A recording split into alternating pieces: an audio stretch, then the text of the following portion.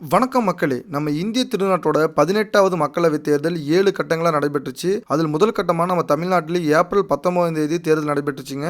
இந்தியாவே மிகவும் எதிர்பார்த்து கொண்டிருந்த இந்த தேர்தல் முடிவுகள் இன்று ஜூன் 4 அன்றைக்கு மிக சிறப்பாக வெளியானுச்சு. அதை பத்தின ஒரு முழு வீடியோ இந்த வீடியோவை மறக்காம ஃபுல்லா பாருங்க. நம்ம நாமக்கல்லால் சேனலை சப்ஸ்கிரைப் பண்ணாம இருந்தீங்கன்னா மறக்காம சப்ஸ்கிரைப் பண்ணிக்கங்க. கூடவே பெல் ஐக்கானை பிரஸ் பண்ணிக்கங்க. நம்ம நாமக்கல் லோக்சபா தொகுதியில் பாத்தீங்கன்னா நாமக்கல், சேந்தமங்கலம், ராசிபுரம், திருச்செங்கோடு, பரமத்திவேலூர், சங்ககிரி ஆகிய 6 சட்டசபை தொகுதியில் இந்த தொகுதியில் மொத்தம் பாத்தீங்க அப்படின்னா 14,52,562 மொத்த வாக்குகள் இருக்குங்க. இதுல 7,08,314 ஆண் வாக்காளர்களும் 7,44,087 பெண் வாக்காளர்களும் 158 இதர வாக்காளர்களும் இருக்காங்க. இவர்களில் இந்த தேர்தலில் வாக்களித்தவர்களின் எண்ணிக்கைன்னு பாத்தீங்கன்னா 11,10,69 வாக்காளர்கள் மொத்தமாக வாக்களிச்சிருக்காங்க. இதுல பாத்தீங்கன்னா 5,53,702 ஆண் வாக்காளர்களும் 5,82,290 பெண் வாக்காளர்களும் 77 இதர வாக்காளர்களும் என மொத்தமா 11,36,069 வாக்காளர்கள் வாக்களிச்சிருக்காங்க. இதோட சதவீதம் பாத்தீங்க அப்படின்னா 78.21% மொத்தமா நம்ம நாமக்கல்ல வாக்களிச்சிருக்காங்க.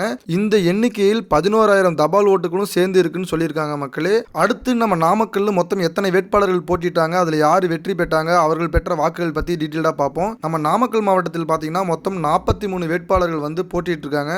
ஜூன் மாதம் 4ஆம் தேதி காலை 8 மணிக்கு ஓட்டு எண்ணிக்கை துவங்கியது. முதல் கட்டமாக தபால் ஓட்டுகள் எண்ணப்பட்டது. முதல் சுற்று முடிவில் அதிமுக வேட்பாளர் தமிழ்மணி அவர்கள் 1089 ஓட்டுகள் பெற்று முன்னிலை வகித்து வந்தார். அதனைத் தொடர்ந்து அடுத்தடுத்து நடைபெற்ற 22 சுற்றுகளிலும் திமுக கூட்டணியில் உள்ள கொங்குநாடு மக்கள் தேசிய கட்சியின் வேட்பாளர் VS மாதேஸ்வரன் அவர்கள் முன்னிலையில் இருந்து வந்தார். திமுக கூட்டணியில் உள்ள கொங்குநாடு மக்கள் தேசிய கட்சியின் வேட்பாளர் VS மாதேஸ்வரன் அவர்கள் 4,62,036 வாக்குகள் பெற்று 29,112 வாக்குகள் வித்தியாசத்தில் வெற்றி பெற்றுள்ளார்.